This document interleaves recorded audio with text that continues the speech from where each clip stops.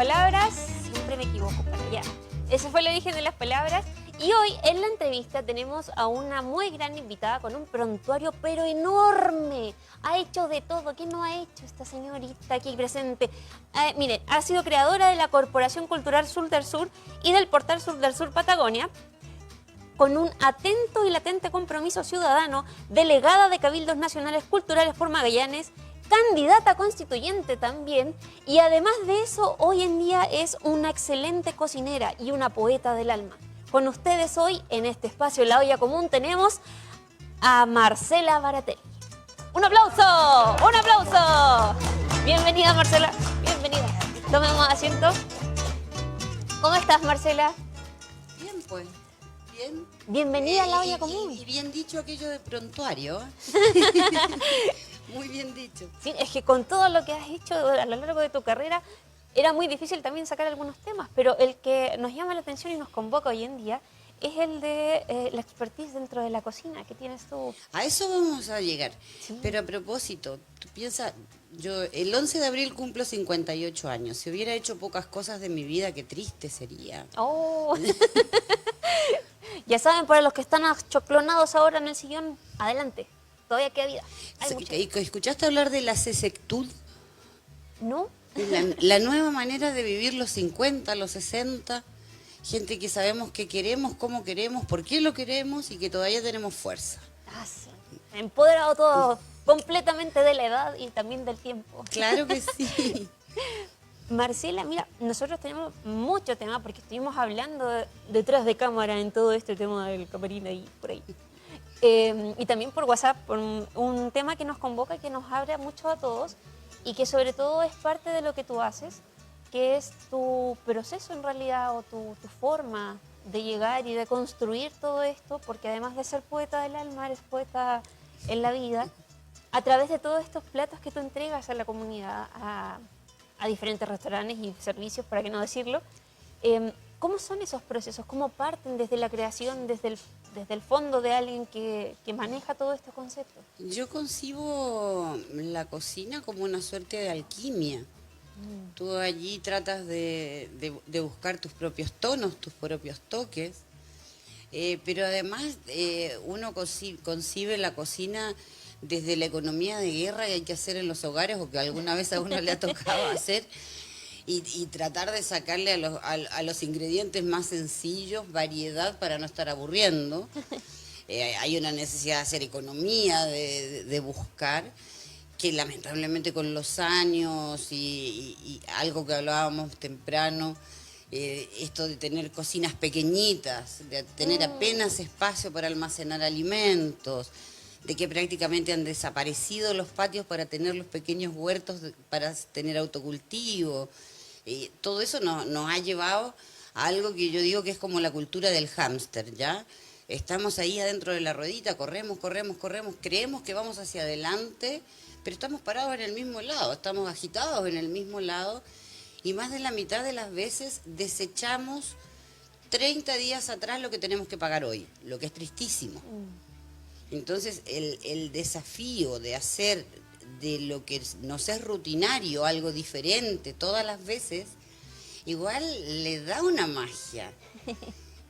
Y eso es parte de la provocación del proceso, el no estar repitiéndose todo el rato, todo el tiempo, porque qué fome, qué aburrido. Hay que ponerle creatividad. Si lo que nos queda finalmente es la rueda del hámster, bueno, que sea heavy metal la rueda del hámster, que valga la pena, ¿no? Sí, sí, no, pero en eso igual lo conversábamos bastante, ese fluir que a fin de cuentas es no llegar a ningún lado, pero tratar de hacer lo máximo que uno puede con lo que tiene y de estrujar hasta el último centímetro o gramito de lo que uno... Pero gozando el proceso. Claro. Esa es la diferencia. Claro. Sí, hay algunos y me identifico un poquito que no somos tan afiatados a ese goce, pero hay que hacerlo igual para sobrevivir, obviamente. Pero comes todos los días. Por eso. ¿Y por qué hacerlo aburrido entonces? Por eso. Es que lo divertido es comerlo. Sí, pero se puede cocinar muy fácil, cosas muy sencillas y cambiarle el sabor a los temas, el mismo aceite de la casa de todos los días, uno le machaca unos cuantos dientes de ajo, lo deja a la sombra en un lugar que no tenga luz de sol directa y ya ese aceite es diferente, ya tienes otra ensalada, ¿no? Claro. Y como eso, muchas cosas. Claro, igual conversábamos, por ejemplo, antes con el mismo tema, respecto al mismo tema y todo esto de como de la masificación de cosas, de las modas en este caso que tú me comentabas, que yo la única en realidad de las que me mencionaste, de temas de fermentación, conocía en realidad la masa madre, pero era porque la he visto en redes sociales y amigos se han hecho también populares en eso. Pero dentro de ese mismo proceso tiene que tener cierta magia para poder llegar a eso, porque no todos, como tú me decías, son buenos hacedores de masa madre o ocupadores de la misma. Yo creo que el tema es ocuparse, se ha masificado mucho el qué es la masa madre, cómo se hace la masa madre, pero finalmente después no hay también un tema de porcentajes. La cocina tiene mucho de magia y de alquimia, pero también tiene de ciencia dura. Tú pones un filete en la plancha y entra con una composición, y cuando se produce la reacción de Maillard, que es el doradito que uno le ve a las piezas que ponen en una plancha, ya sale con miles de componentes químicos diferentes al plato. Y cuando tú adquieres la comprensión respecto de lo que está pasando con el alimento, esa es la diferencia. Cuando tú lo conversábamos, esto de que la levadura, el fermento, que puede ser masa madre, puede ser polish, puede ser, en Francia tienen otros nombres, viga se le dice en Italia, que son distintas maneras. Incluso fíjate, lo que siempre se hacía antes de hablar de todo esto, es que en las casas se preparaba agua con harina, se la dejaba allí, y cuando empezaba a levar y todo, la producción diaria del pan, se retiraba un poquito de eso y se guardaba algo que se le llamaba la masa vieja. Y con esa masa vieja se iniciaba, él era el prefermento del pan del día siguiente. Y todos los días se iba guardando un tarrito de masa vieja. Entonces hay muchas maneras cuando hablamos de masa madre, de polish, de masa vieja, de todo eso, son solo los prefermentos que activan el proceso de fermentación del pan. Sí, y también no solamente uno de los componentes principales, también el tema de las harinas, de la clasificación de cada una de ellas, de saber ocuparlas para cada uno de los elementos. Eso depende del tipo de pan que quieras producir. A mí, que me gusta hacer el pan campesino, el pan artesanal, uno busca harinas de fuerza. Se llaman harinas de fuerza las que tienen un alto contenido de proteínas, que pueden alcanzar un 11, 12, 13%. Y por eso que hay harinas de doble cero, triple cero, 4-0. Ya la 4-0 es más refinada, más trabajada, y resulta mejor para queques, panqueques, ese tipo de preparaciones. Pero si tú estás hablando de hacer una buena pizza, ojalá napolitana con el cornichol y todo aquello, tenés que pensar en una harina de 2 ceros que tienen contenidos proteicos más altos. Claro, ¿no? Y ahí también influye mucho el tema de cómo poder conseguir también esos alimentos, porque acá dentro de la región nosotros podemos tener cierta variedad de cosas que pueden llegar, pero hay otras que no, o que uno si las manda a pedir no van a llegar como deberían, llegan congeladas, llegan procesadas. Y era también lo que comentábamos delante sobre el proceso en realidad de tú entregarle a una persona realmente el producto, en este caso como estamos hablando del pan, ese pan rico que uno quiere, sino de con toda esta cadena, cómo ese mismo pan pasa a ser prácticamente manoseado por más de una parte antes de llegar a ti. El pan debiera ser agua, harina, sal, el prefermento. Hoy en día, a lo que se le llama pan, hay muchísimos componentes ingredientes que uno no visibiliza, pero en las fórmulas están. Conservantes, aditivos, para lograr diferentes cosas con el pan, que dure más, que dure menos. Mayormente ahora ya se consiguen premezclas para panificar, no estás consiguiendo. Antiguamente cada panadero mandaba, incluso elegía, o en otros lugares que existe esa posibilidad, los distintos tipos de harina, y cada panadería tenía el sello de su propia harina. porque ocupaban más de una variedad hasta que llegaban al resultado que querían. Y ahí está un poco la magia, ¿no? Y lo que conversábamos acerca que a mí me fascina entender, o cuando adquirí la comprensión de lo que pasa con la masa de pan, en donde tú sabes ya que el prefermento consume los almidones, los azúcares, que eso produce burbujas de aire y que vas envolviendo esa masa que la tienes que tratar con ternura. Esta cosa de amasar así no resulta lo ideal para un buen pan campesino. Lo ideal es proteger la masa, que la masa se ablanda, que prácticamente no existe ese amasado que rompes la masa, sino que tienes que acompañar a la masa.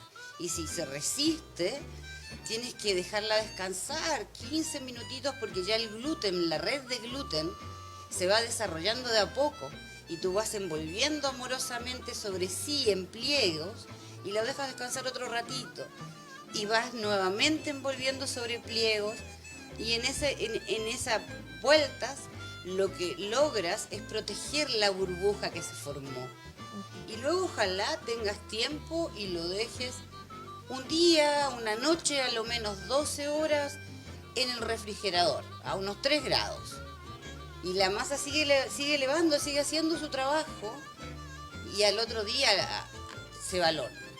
Como mínimo, un buen pan campesino o una buena masa de pizza puede tener sus 12 horas de elevado, como mínimo.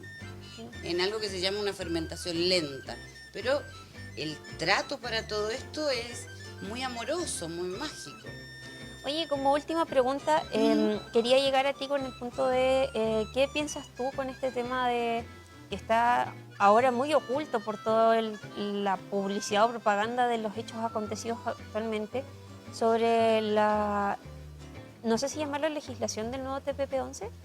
Sobre el hecho de que... El hecho de que Chile firme el TPP-11, claro, que firme este tratado. Claro, que nosotros en realidad nos limitemos al consumo de ciertos alimentos o que tengamos la limitación del consumo o de no sé si llamarlo creación, pero sí de cultivo de algunos. Mira, para mi gusto hay que poner mucho acento en lo que tiene que ver con la soberanía alimentaria de nuestros países. Concepto que no es mío, concepto que se trabajó en la Cumbre de los Pueblos hace tantísimos años.